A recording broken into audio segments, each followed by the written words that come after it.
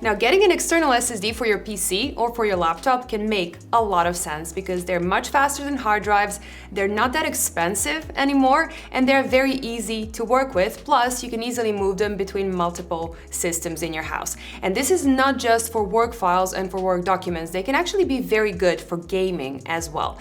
You can quickly move your game installations, for example, or game recordings between PCs, or you can even directly play games from your external SSD on laptops and on systems that cannot be upgraded internally. So we tested and retested 27 different external SSDs to see which ones are the best for gaming and which ones you should avoid. So without further ado, let's begin.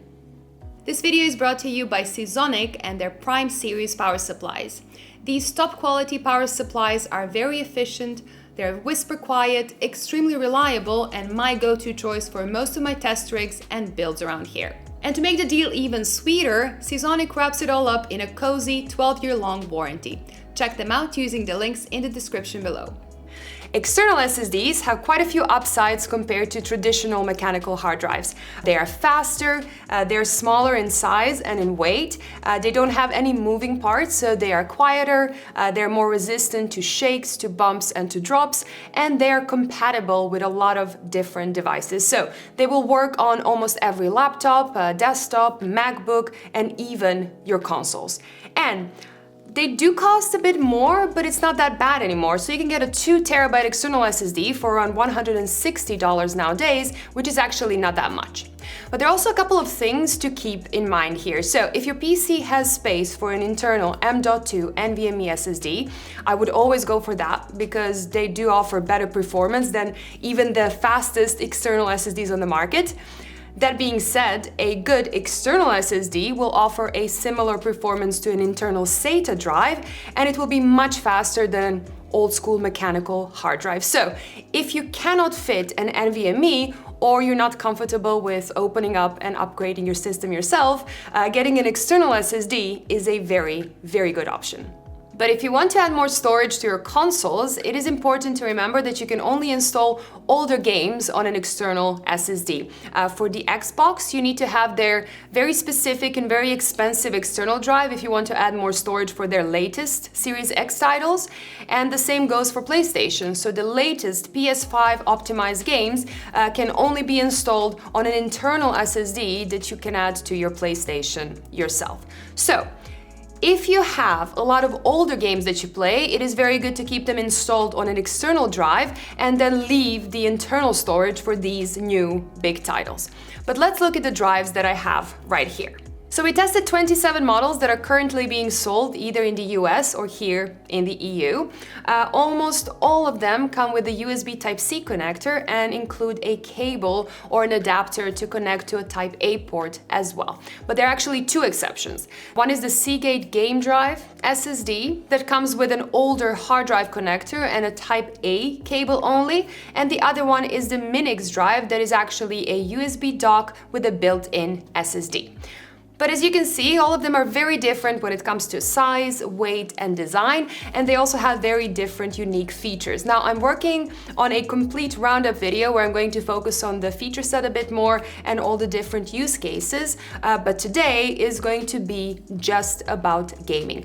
And since there are 27 drives with each of them having about 20 test metrics, to make it easier, I've scored every drive based on their performance in the tests that I believe are the most relevant to the majority of gamers. So those are the things like which SSD will load your games the fastest, which will install and update your games the quickest, and which ones have the best latency. But I also looked at which drives are best for moving bigger game folders between different systems, as well as which are the best for recording your gameplay.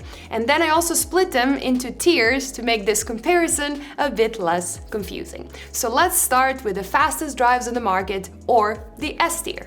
Here we have the Gigabyte Vision Drive, the Crucial X8, the WD MyPassport SSD, and the Sandisk Extreme Pro. But do make sure that you get the 2000 megabit version because the older ones are actually slower.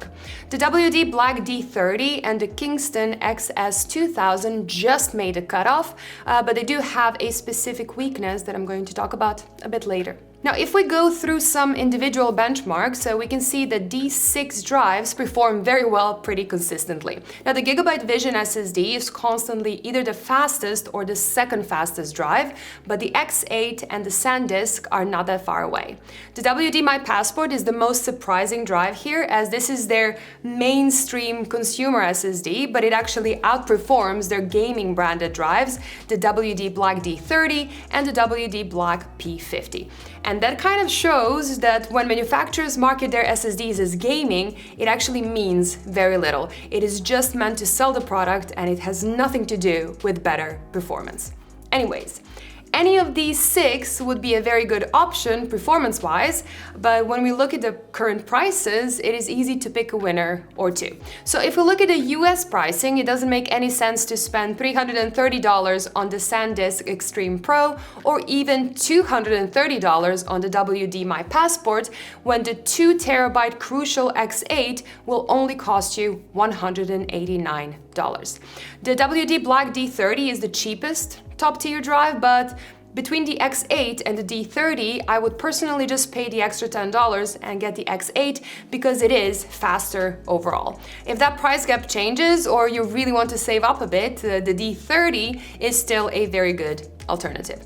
Now, the Gigabyte Vision Drive is the fastest option out there, but unfortunately, Gigabyte doesn't offer a 2TB version, and they are really struggling with availability and with prices, which is such a shame. I really do hope that they kind of do something about it in the future, because that would make it the best option of them all. Now, if I look at the prices here in Europe, or in the Netherlands to be more precise, the situation is quite similar. There's some differences in prices here and there, but the Crucial is still my recommendation here, with the X8 being both the second fastest and the second cheapest option. But it is also important to remember that the prices can change and they can also depend on where you live. So you need to kind of make sure and check your prices in your region, then compare them to the graphs in this video and just see which drive makes the most sense to you. But let's look at the A tier now. Now here we have the ADATA SE900G, the WD Black P50, Seagate Barracuda Fast SSD, the Blitzwolf BW-PSSD4, the Transcend ESD370C, its predecessor, the ESD350C, and the ASUS ROG Arion S 500. Now, these drives are generally performing in the mid-range to upper mid-range segment. They don't perform badly, but they also don't really stand out in any way. Now, the main problem is basically the pricing, but as I said before, they can also always change. Now, the ADATA SE900G and the WD Black P50 are the ones I would look up first, because they do perform pretty close to the S tier, but there are also a couple of drives in this tier that have some very unique problems that I want to point out. So the Seagate Barracuda is end of life, so I expect it to disappear completely. The Blitzwolf is only available through Chinese web shops, which kind of gives it a disadvantage in regard to delivery and warranty. And the ROG Arion S 500 is currently only sold as a 500GB version, which is just way too small for a game library. B tier, or pretty much the Samsung tier, with the addition of the Sandisk Extreme and the Seagate Barracuda gaming SSD. Now, it is good to see that Samsung T7 series is performing consistently, but unfortunately, it is consistently mid-range when it comes to gaming performance. Now, most drives in this tier perform fine in some benchmarks, but many of them drop to the bottom in some others. So, the T7 and T7 Shield, for example, were the slowest options in the Call of Duty loading test, while being some of the fastest options when it comes to installing and updating your games. Unfortunately, that is just not good enough when compared to other options out there that manage to maintain better performance all of the time. Now, even these B-tier drives could make sense if the price is right, but unfortunately, neither Samsung nor Sandisk nor Seagate are usually known for their aggressive pricing. But let's check out the C tier. So here we have the ADATA SC680, Lacie Portable SSD, Seagate One Touch, Patriot PXD, Orico CN300, Crucial X6, Seagate Game Drive SSD, and the Minix Hub SSD. And if we look at the individual benchmarks, we can see that most of these drives are at or near the bottom in majority of them. And they're not that cheaper either, I would say. So unless you find an insanely good bargain in your region, I would actually just avoid these models. For example, even though Crucial X6 is currently the cheapest external SSD both in the US and in the EU, I still think that spending a bit more to get the X8 would be the best option. But if your budget is really tight, the X6 can still be a lot faster than a mechanical hard drive. Now, all these results were based on gaming performance, but there are actually two more things that I want to mention today that didn't count towards the tier list, but can still be very important to some of you. So those things are moving games and recording gameplay while gaming. Now, I don't think that most gamers move their entire libraries all the time, but if you do, for some reason, this graph is for you. We can see some pretty big differences in performance here. Now, generally speaking, S and A tier SSDs are still at the top, but there are actually two exceptions here.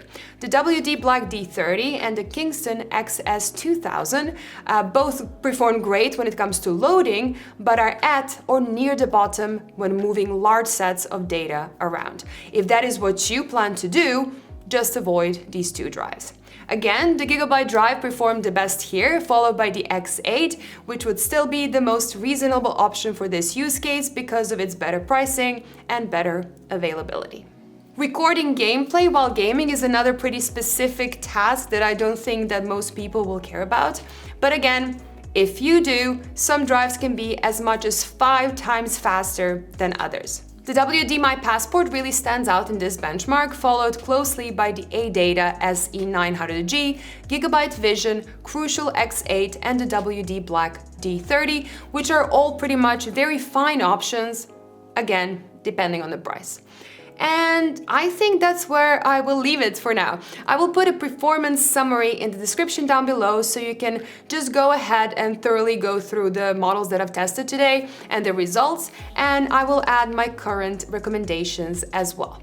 But if you're watching this weeks or months from now, just work your way down the tier list while keeping an eye on the prices, and it will all be fine. Thank you so much for watching this video. I really hope that it was helpful, at least to some of you. If you have any other doubts or any other questions, please do leave a comment down below. I will make sure to go through all of them. Bye guys, and see you all in the next one. Bye.